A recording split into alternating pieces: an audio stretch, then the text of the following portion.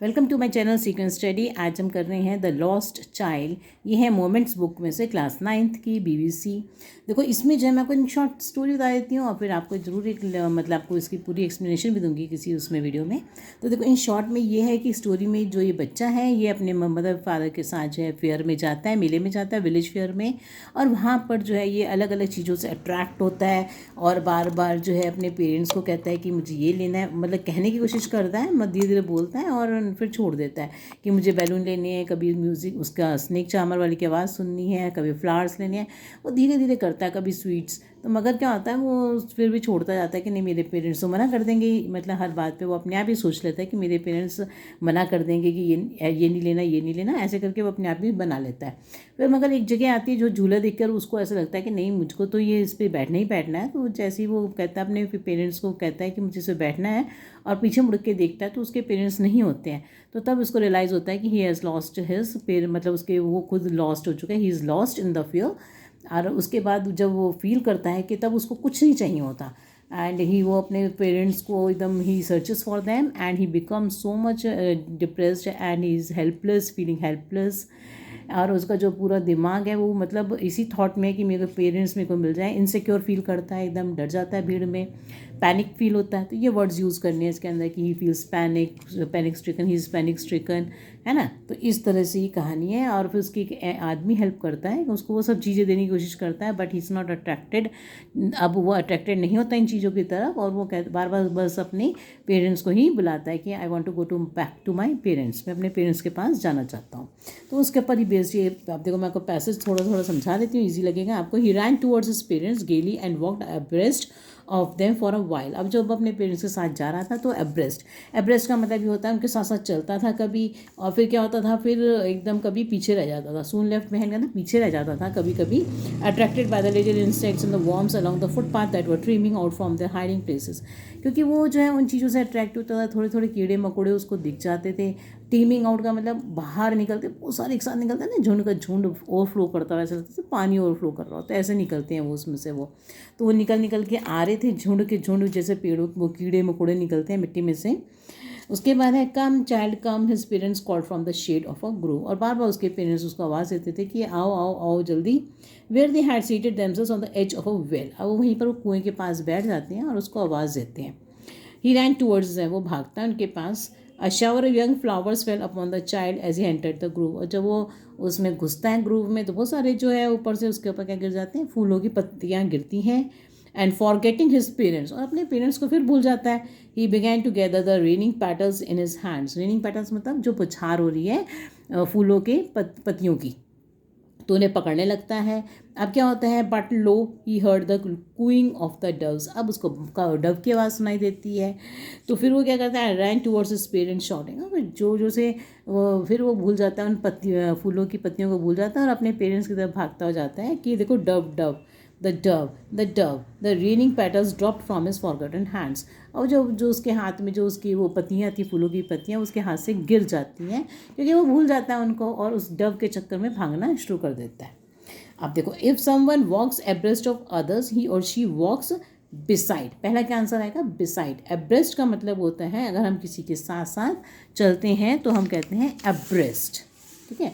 तो पहले का आंसर आएगा आपका बिसाइड, ऑप्शन बी। नेक्स्ट है कंप्लीट द एनालॉजी। अब देखो एनालॉजी का मतलब ग्रूव क्या है, वहाँ पे बगीचा है, ऑर्चर्ड फूलों का बगीचा है ना। तो इसका मतलब, और यहाँ है ओवरफ्लोइंग। ओवरफ्लो क्या कर रहा है, तो इसके अंदर हमारा वर्ड आएगा टीमिंग आउट। नेक्स्ट वर्ड क्या आएगा हमारा, टीमिंग आउट, ठीक है। तो ग्रोव का मतलब होता है ऑर्चर्ड है, तो यहाँ पे टीमिंग आउट आएगा ओवरफ्लोइंग के लिए। नेक्स्ट देखो, supply one point two justify the following in the contest of this extract. तो देखो, the child is easily distracted. Bar bar child का ध्यान जो है डिस्ट्रैक्ट होता है, मतलब उसका कंसंट्रेशन नहीं रहती, बार बार वो उसका ध्यान भटक जाता है। लाइक एनी चाइल्ड वुड, जैसे कोई भी बच्चा जो है उसका दिमाग भटक जाएगा। तो कैसे बताओगे क्या पॉइंट है जस्टिफाई करने के लिए, तो आप ये कह सकते हैं, यहाँ पे जगह नहीं दी इन्होंने देखने की, तो आप ये कह सकते हैं the child walked beside his parents. मतलब बच्चा जो है अपने पेरेंट्स के साथ साथ चल रहा था, बट सून लेफ्ट बिहाइंड, मतलब पीछे ही रह जाता है, attracted by little insects and worms, ठीक है ना। मगर अट्रैक्टेड बाय लिटिल वॉर्म्स, इतना भी लिख सकते हो कि attracted by little insects and worms he is left behind, वो पीछे रह जाता है क्योंकि वो उनकी तरफ अट्रैक्ट होता है, फिर उधर चला जाता है, फिर पीछे रह जाता है। नेक्स्ट है, जैसे अगर आप आंसर देखना चाहते हैं तो आंसर आप देख सकते हैं कि the child walked beside his parents but soon left behind attracted by little insects and worms. Next जो है अगला आता है, इसमें देखो choose option correctly labels the imagery. Imagery का मतलब होता है इमेजिनेशन। इमेजिनेशन में अब हमें क्या दिख रहा है कि वो बच्चा भाग रहा है, डक्स के पीछे भाग रहा है, उसकी आवाज़ सुनता है, इंसेक्ट्स की तरफ भागता है, तो इसका मतलब कि हमें इमेजिनेशन क्या हो रही है कि हम साइट देख रहे हैं कि वो कैसे भाग रहा है, और साउंड किसकी, जैसे डव की आवाज़ आ रही है ना। तो ये सब क्या लिखेंगे अब, इसलिए हमारा जो ऑप्शन आएगा वो आएगा साइट एंड साउंड वाला। ठीक है, तो ऑप्शन हो गया हमारा डी वाला इसका। नेक्स्ट आता है it is clear that transferred epithet. अब इसे ट्रांसफर्ड एपिथेट है, तो ट्रांसफर्ड एपिथेट का क्या मतलब होता है, इसके अंदर मतलब ये है कि जो शब्द के साथ दो शब्द जो हैं, जैसे कि इसमें है फॉरगॉटन हैंड्स, तो ये जो फॉरगॉटन हैंड्स है, ये फॉरगॉटन हैंड्स के लिए नहीं आ रहा, किसको भूल गया वो, किस हाथों को नहीं भूल गया, वो उन पेटल्स को भूल जाता है, रोज़ की पत्तियों को भूल जाता है जो वहाँ पे उसके हाथों में थी। तो इट इज़ जो फॉरगॉटन है, it is not for hands, hands are not forgotten, but ना अब आंसर क्या लिखोगे आप इसका, hands are not forgotten, because hands are not forgotten. Forgotten hands का मतलब कि जो भूल गया हाथ, hands are not forgotten but they are the petals which he forgot, पर उसके हाथ में जो पत्तियाँ थी, पेटल्स क्या होती हैं, फूलों की पत्तियाँ जो थी, वो उनको भूल जाता है, ना कि हाथ भूल जाना। तो इस तरह को कहते हैं ट्रांसफर्ड एपिथेट। नेक्स्ट आएगा it is clear that transferred epithet वाला हो गया। आप देखो नेक्स्ट आएगा the boy state of mind here is one of. आप देखो बच्चा जो है बार बार कभी इधर भाग रहा है, कभी उधर भाग रहा है, कभी कुछ देख रहा है, तो उसका जो माइंड है वो कैसा है, तो जॉय एंड एक्साइटमेंट, खुशी भी बहुत ज़्यादा है और एक्साइटमेंट भी बहुत ज़्यादा है, कभी इसको पकड़ कभी उसको पकड़, तो उसको हम क्या कहते हैं, आएगा हमारा जॉय एंड एक्साइटमेंट अगले का। अब देखो नेक्स्ट पैराग्राफ पे आ जाओ, सेकेंड वाला। अब इसका देखो हम समझते हैं, आगे है ही रैन क्विकली अगेन, अब फिर भागा वो तेज़ी से, this time to a shrine. अब कहाँ भागा, मंदिर की तरफ भागा। अब जब वो उसके पेरेंट्स खो चुके हैं, फिर वो मंदिर की तरफ भागता है, to which people seem to be crowding. अब यहाँ बहुत भीड़ है, जैसे आमतौर पर मंदिरों में देखते हैं बहुत भीड़ हो रही होती है कई बार। Every little inch of space here was congested with man. इतनी भीड़ है कि एक एक इंच की भी जगह नहीं है, मतलब इतने लोग भरे हुए हैं। But he ran through people's leg, वो बच्चा जो है लोगों की टांगों के बीच में से निकल निकल के जा रहा है। हिज लिटिल सॉब लिंगरिंग, और वो सुबकता हुआ, सॉब मतलब यहाँ सुबक रहा है, वो लिंगरिंग मतलब चली रही है उसकी, जो वो क्या कर रहा है, सुबक के जा रहा है। Mother father near the entrance to the temple, अब वो मदर फादर को ढूंढ रहा है। However the crowd became very thick, man jostled each other heavy man with flashing. अब देखो जॉसल्ड का मतलब एक दूसरे को धक्का मुक्की देते हुए, कभी कोनियों से धक्का मुक्की दे रहे हैं, ये ऐसे हैवी मैन, मोटे मोटे आदमी हैं, विद फ्लैशिंग मर्डरस आइज, और जैसे वो घूर घूर के जा रहे हैं, मतलब कि भाई मार देंगे जैसे हम, तो मतलब एंड हेफ्टी शोल्डर्स, और भारी भारी उनके कंधे हैं। The poor child struggle to thrust a way between their feet, और बेचारा बच्चा जो है उनको धक्का, मतलब जोर लगाते हुए उनके पैरों को धक्का देते हुए, पर कोशिश कर रहा है आगे निकलने के लिए, but knock to and fro by their brutal moments, पर उनका जो चलने का तरीका ब्रूटल, मतलब इंसानों जैसा नहीं है, बिल्कुल ब्रूटल तरीके से वो चल रहे हैं, और वो क्या कर रहे हैं, उसको बच्चे को धक्का दे देते हैं, नॉक डाउन कर देते हैं, नीचे गिरा देते हैं। He might have been trampled under foot, और इतना ऐसे गिर जाता है कि वो शायद दबा के नीचे, ट्रैम्पल्ड अंडर फुट मतलब लोगों के पैरों के नीचे दब जाता। हैड ही नॉट श्रीड, अगर उसने जो है चिल्लाया ना होता, at the highest pitch of his voice, मतलब अपनी सब जितना भी चीख सकता था इतनी जोर के चीखा, फादर मदर।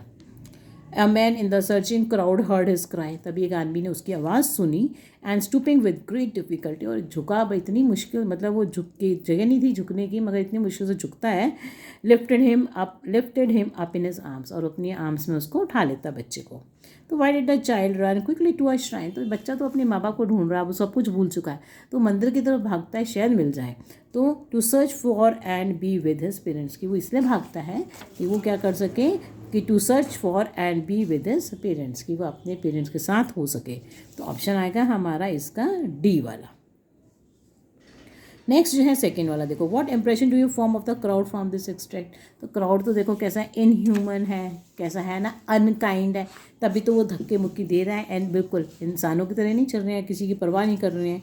तो आप कहोगे the crowd was jostling with each other to get into the shrine, shrine में घुसने के लिए एक दूसरे को धक्का मुक्की दे रही हैं। The crowd is unkind and ill mannered, बिल्कुल क्राउड कैसा है, अनकाइंड एंड इल मैनर्ड है, उनको कोई फ़र्क नहीं पड़ रहा कि कोई भी कुछ भी हो जाए किसी को भी। ठीक है, नेक्स्ट देखो आप,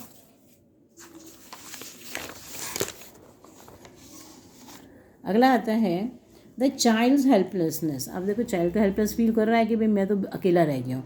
अब उसका जो स्टेट ऑफ माइंड है कैसा फील कर रहा है, वो इनसिक्योर फील कर रहा है। साथ में वो कैसा फील कर रहा है, एंड इनसिक्योर, क्योंकि अब उसको मतलब अपनी भीड़ में कोई अपने पेरेंट्स नहीं दिख रहे, तो क्या फील होता है उसको, इनसिक्योरिटी। उसको कहते हैं इनसिक्योर, क्या वर्ड यूज़ करोगे आप, and insecure state of mind.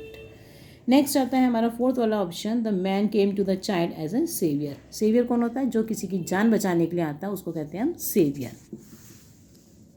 Next जो आएगा फिफ्थ वाले का, देखो वो स्टूप डाउन करता है, मतलब झुकता है बच्चे को उठाने के लिए, तो हम ये वाला ऑप्शन लगाएंगे, look how the guard is stooping low. देखो गार्ड कैसे झुक रहा है किसको बचाने के लिए, to protect the little duckling on the road, छोटे से बत्तख के बच्चे को बचाने के लिए देखो सड़क पे कैसे झुक रहा है इतना। तो ये आएगा इसका A option. So thank you for watching my video. Any problem ask me in the comment box, but don't forget to subscribe to my channel if you are new to my channel, and please do like and share my channel.